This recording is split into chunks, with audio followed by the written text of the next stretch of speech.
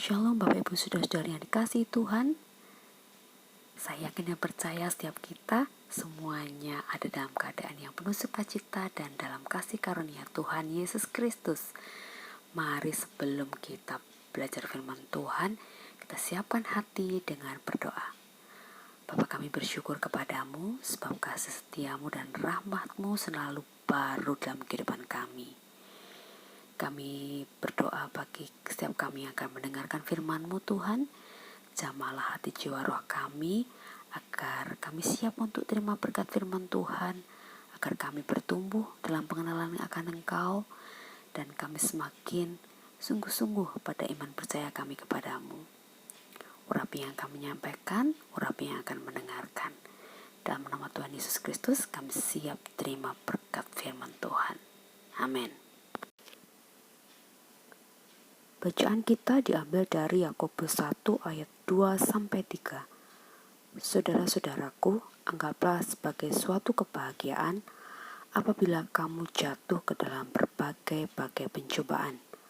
Sebab kamu tahu bahwa ujian terhadap imanmu itu menghasilkan ketekunan. Bagi setiap orang percaya, tentunya kita senang ketika kita menerima berita anugerah bahwa dosa-dosa dan pelanggaran kita diampuni oleh Tuhan. Dan kita merupakan anak-anak Tuhan yang mewarisi janji-janjinya baik selama hidup di bumi maupun di surga nanti. Tapi kadang kita melupakan bahwa Tuhan juga telah memberikan kita firman-Nya yang mengingatkan bahwa kita ini selama hidup tidak luput dari pencobaan yang akan menguji iman percaya kita. Saya mengajak Bapak, Ibu, Saudara-saudari buka dulu di dalam Kisah Daniel 3. Ayatnya yang pertama sampai 30. Bapak, Ibu, Saudara-saudari bisa baca dulu dan kemudian bisa kembali untuk mendengarkan KPA. Secara singkat, pasal ini berkisah tentang Raja Nebukadnezar, Raja Babel yang besar yang berkuasa pada waktu itu, di mana dia membuat patung yang megah tinggi 27 meter dan selebar hampir 3 meter di dataran tinggi yang ada di Babel. Supaya patung ini disembah oleh seluruh bangsa dari segala kaum bahasa. Dan bahkan ini sudah dibuat menjadi ketetapan oleh raja. Karena bagi setiap orang yang tidak mematuhi untuk menyembah patung ini ketika terdengar bunyi sangkakala, maka yang tidak taat akan mendapatkan hukuman dengan dibuang ke perapian yang menyala-nyala. Saat itu, Sadrak, Mesak, dan Abednego yang belum lama mendapatkan atau diangkat menjadi pemimpin di wilayah Babel atas pilihan Raja Nebukadnezar, mereka justru tidak mengikuti ketetapan yang telah dibuat oleh raja, karena mereka tidak mau menyembah kepada patung ini. Mereka tetap menyembah kepada Tuhan Allah yang benar, kepada Tuhan yang hidup. Secara manusia, tentunya cara yang paling aman bagi orang-orang ini adalah menuruti perintah dan ketetapan raja yang berkuasa dan bahkan yang telah mengangkat mereka menjadi pejabat.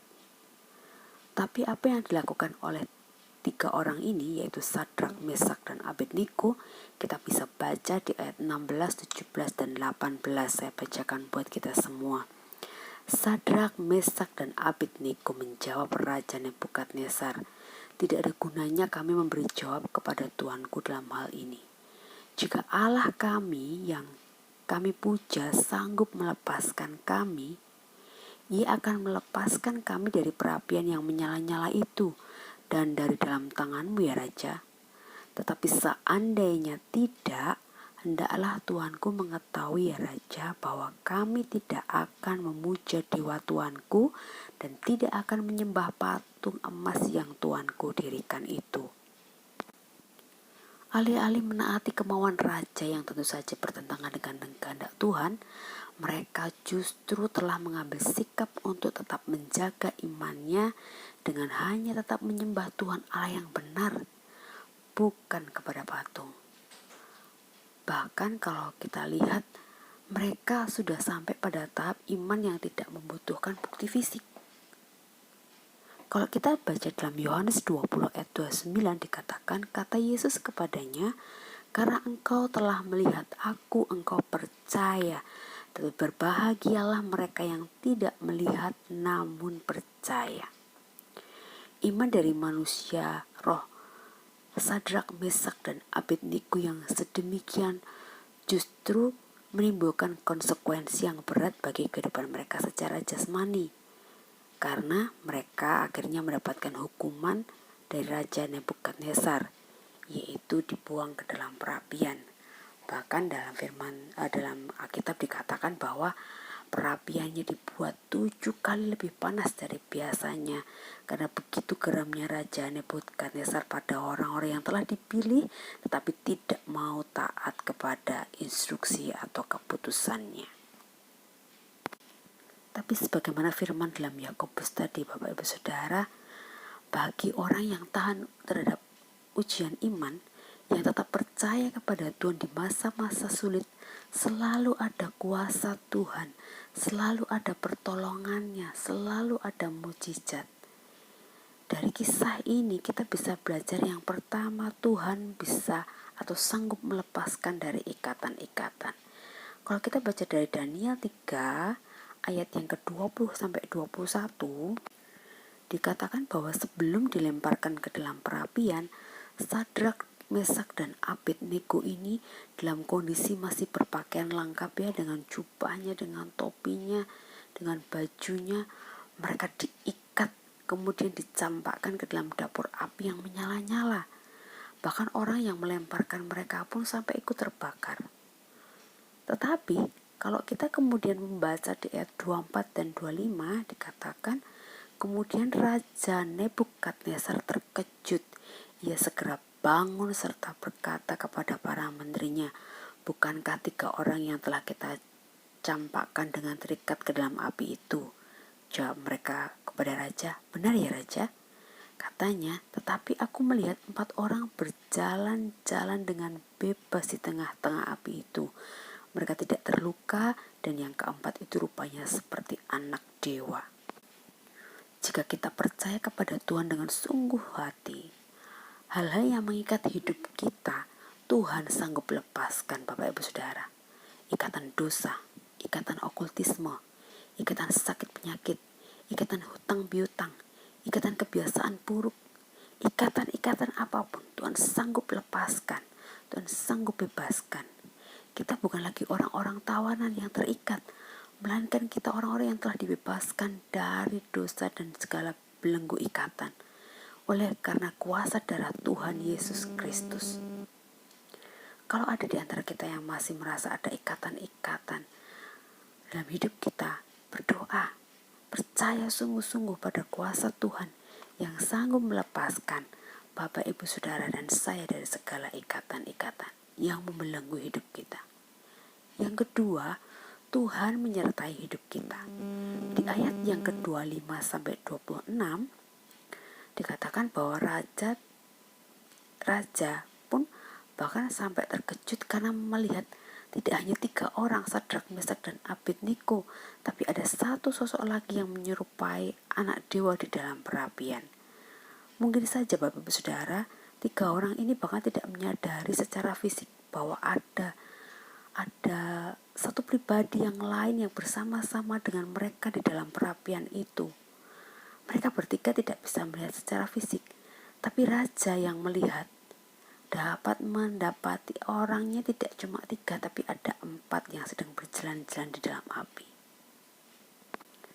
Kalau Tuhan menyertai hidup kita, Bapak Ibu Saudara, apapun keadaan yang kita alami dan dimanapun kita berada, Tuhan kita adalah Immanuel. Tuhan yang selalu beserta, tidak pernah meninggalkan kita. Orang mungkin malah bisa melihat bagaimana kita dapat melalui setiap fase hidup kita dan bertahan.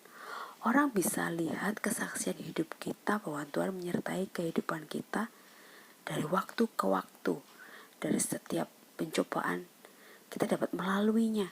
Orang bisa lihat itu, bahwa karena kita percaya Tuhan Yesus, maka ada penyertaan, ada pertolongan, bahwa kita tidak pernah ditinggalkan.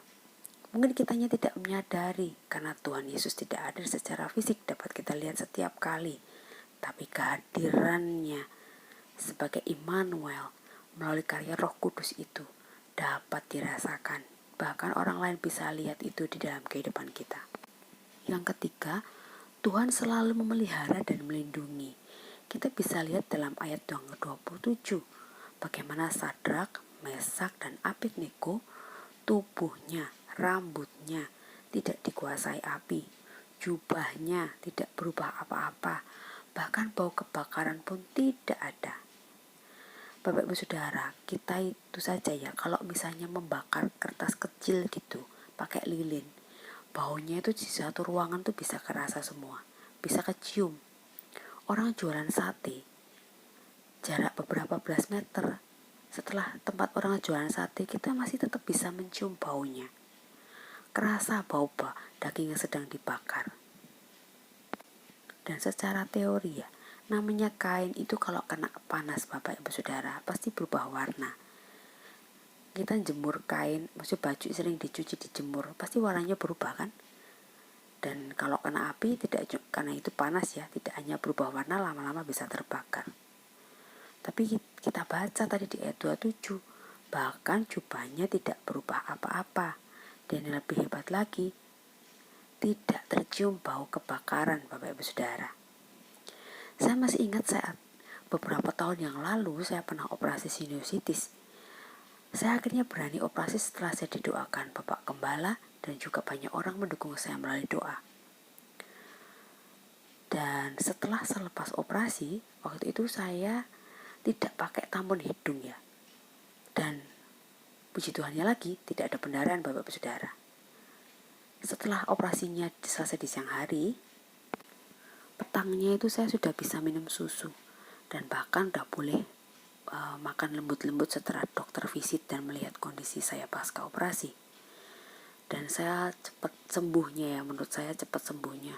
Meskipun efek operasi itu waktu itu pipi saya gembung ya, karena di tulang yang menyambungkan mulut dan hidung itu dibor untuk membersihkan sinusitisnya. Dan baru setelah 3 minggu gembul di pipi saya itu bisa kempes. Tapi anehnya saya tidak merasa sakit Bapak Ibu Saudara. Beberapa tahun kemudian saya baru paham ketika saya ketemu orang-orang yang juga mengalami operasi sinus dan mereka cerita bahwa operasi sinus itu menyakitkan. Bahkan banyak yang mengalami pendarahan di hidung sehingga mereka harus pakai tampon. Dan kalau tampon itu diambil itu rasanya katanya perih sekali sampai menangis. Belum lagi kesulitan makan, dan saya lihat beberapa orang yang saya temui, mereka bahkan kehilangan banyak berat badan pasca operasi. Dari situ saya menyadari bahwa saat saya mau operasi, selama saya operasi dan pasca saya operasi, Tuhan menyertai dan melindungi saya luar biasa. Saya tidak merasa itu luar biasa karena saya tidak tahu pada waktu itu. Tapi ketika saya ketemu orang lain dan saya membandingkan keadaannya, oh ternyata luar biasa. Tuhan telah membuat saya melampaui itu. Jika kita percaya dan bersama Tuhan Yesus Bapak Ibu Saudara, pencobaan tidak akan berdampak merusak pada hidup kita. Tidak akan menghancurkan, tidak akan menghanguskan, tidak akan merubah kita menjadi lebih buruk, tidak menyakitkan. Kenapa? Karena kita sedemikian kuat dan hebat. Bukan Bapak Ibu Saudara, tapi karena Tuhan Yesus tidak akan membiarkan kita mengalami pencobaan itu sendiri. Tuhan yang menanggungnya bersama dengan kita, sehingga kita akan diberikan kesanggupan, kemampuan, dan pertolongan serta pembelaan yang ajaib. Di ayat ke-28 dan 29, kita bisa lihat bagaimana kemudian Nebukadnezar mengagungkan Tuhan Allah yang disembah oleh Sadrak, Mesak, dan Abednego, bahkan merubah ketetapannya.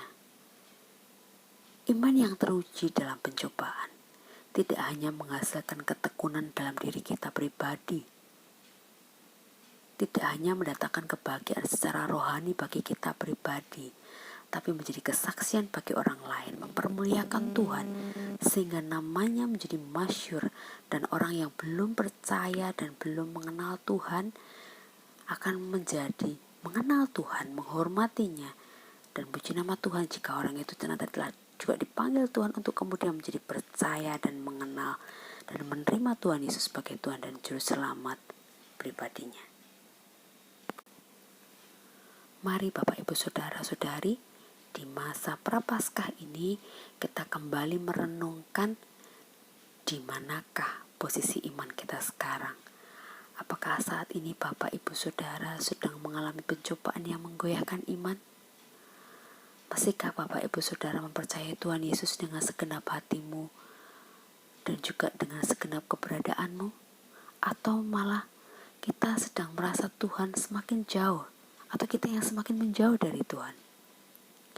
Masih ada Tuhan Bapak Ibu Saudara, masih ada kuasa yang tak terbatas, masih ada pertolongannya. Mari kita kembali kepada iman kita yang mula-mula. Kita kembali kepada Tuhan Yesus yang senantiasa membuka tangannya untuk menerima kita agar kembali memiliki iman yang sungguh-sungguh kepada Tuhan. Mari kita satukan hati dan kita berdoa. Bapa, di masa Prapaskah ini Tuhan, kami mohon kepadamu untuk memberikan kepada kami hati dan iman yang semakin sungguh-sungguh kepadamu ya Tuhan. Hati dan iman yang semakin berserah kepada Tuhan. Karena Engkau Tuhan yang sama, dulu, sekarang, dan sampai selama-lamanya. Engkau Tuhan yang tidak akan membiarkan kami dicobai melampaui kekuatan kami. Engkau Tuhan yang tidak akan membiarkan kami berjalan sendirian. Engkau Tuhan yang senantiasa menyertai kami, menguatkan kami, membela kami. Bahkan Engkau yang mengerjakan kesaksian dalam hidup kami untuk hormat kemuliaan nama-Mu. Tuhan, Kau ada di antara kami saat ini yang mulai goyah iman, yang mulai menjauh dari Tuhan, yang mulai merasakan bahwa kami tidak lagi bersama-sama dengan Tuhan, merasa menghadapi segala sesuatunya sendirian, bahwa hidup kami semakin berat. Tuhan, kiranya Engkau menolong kami, membawa kami kepada iman kami yang mula-mula, membawa hati, jiwa, roh kami kepada iman yang semula, yang sungguh-sungguh kepada Tuhan. Di masa Prapaskah ini Tuhan, kiranya Engkau membawa kami untuk semakin mengenal Engkau, semakin dekat padamu, semakin percaya padamu, semakin berserah kepadamu. Dan kami rindu kalau ada di antara kami yang masih ada dalam ikatan-ikatan, baik sakit penyakit, okultisme, ikatan dosa, hutang piutang, kebiasaan buruk dan apapun itu juga Tuhan, di dalam nama Tuhan Yesus semua ikatan dipatahkan. Kami tidak lagi sendiri, tapi kami bersama dengan Tuhan yang hidup, yang Immanuel. Senantiasa sertai kami Bapa, sehingga kalau ada di antara kami adalah pencobaan di dalam nama Yesus, pencobaan itu membuat kami semakin bertekun dalam iman kami dan tidak menggoyahkan iman kami kepada Tuhan. Terima kasih Bapa, terima kasih Tuhan Yesus, terima kasih Roh Kudus. Berkati setiap kami yang sudah mendengar firman Tuhan.